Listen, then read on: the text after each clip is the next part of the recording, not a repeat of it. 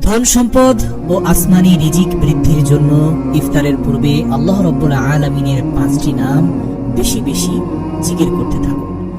সুপ্রিয় দর্শক মণ্ডলী, আজকে আপনাদেরকে জানাবো ইফতারের পূর্বে আল্লাহ তাআলার কিছু নাম যদি আপনি বারবার জপতে থাকেন, প্রার্থনা করতে থাকেন, দুই হাত তুলেন, তাহলে আল্লাহ পাক রব্বুল আলামিন আপনার দোয়া কবুল করবেন ইনশাআল্লাহ।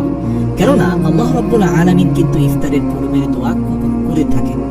হাদিসে পাকে এসেছে রোজাদারের জন্য দুটি পুরস্কার। একটি হচ্ছে যখন সে আল্লাহ রাব্বুল আলামিনের সামনাসামনি হবে তখন আল্লাহ নিজে দিবেন।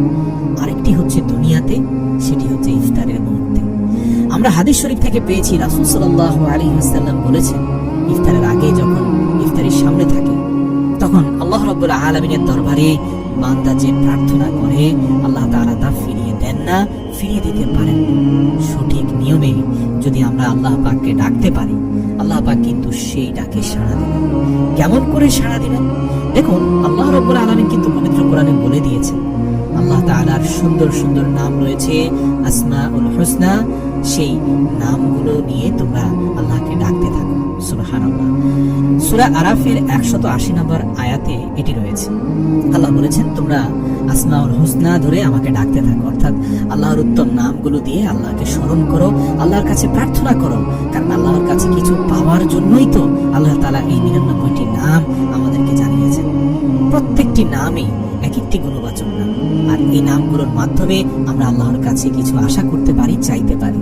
আর ইফতারের আগের মুহূর্তে যেহেতু আল্লাহ কাউকে ফিরিয়ে দেন না, তাই আপনার দুনিয়াবি যে কোনো প্রয়োজনও চাইলে আপনি আল্লাহর কাছে চাইতে পারেন। সেটা হোক অঢেল সম্পত্তি অর্জন, রিজিকের প্রশস্ততা, টাকা পয়সা, ঋণ পরিশোধ, যে কোনো সংকটের জন্য আপনি চান, কারণ ওই মুহূর্তটা অবশ্যই আল্লাহ তাআলা আপনাকে ফিরিয়ে দেবেন।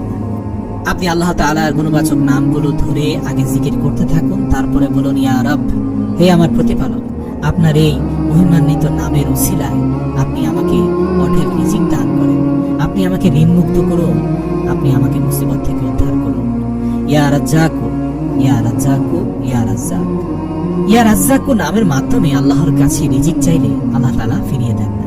ইয়া রব, ইয়া রাজ্জাকু, ইয়া গফফারু, এই নামগুলোর পরে আপনি আল্লাহ তাআলার কাছে যেই দোয়া করবেন সেটি আল্লাহ রাব্বুল আলামিন কবুল করবেন। পাশাপাশি আপনি বলতে পারেন, ইয়া ওয়াহাব। মনে রাখবেন, আল্লাহ তাআলার এই গুণবাচক নামগুলো কিন্তু ইফতার সামনে নিয়ে আপনি অনবরত পড়তে থাকবেন। যখন ইফতার সামনে আসবে সাথে সাথে শুরু করে দেবেন, ইয়া ওয়াহাব, ইয়া ওয়াহাব হাবলি মিন নি'মাতি দুনিয়া ওয়াল আখিরা। এটার অর্থ হলো, দুনিয়ার নিয়ামত এবং আখিরাতের নিয়ামত তুমি আমাকে দান করো। আল্লাহ পাক রব্বুল আলামিন যদি দুনিয়াতে নিয়ামত দান করেন, তাহলে কি পরিমাণ নিয়ামত দান করতে পারেন নিশ্চয়ই আপনারা বুঝতে পারছেন। তাহলে আপনারা এই দোয়াটি পড়বেন বেশি বেশি করে, ইয়া ওয়াহাবু হাবলি মিন নি'মাতি দুনিয়া ওয়াল আখিরা।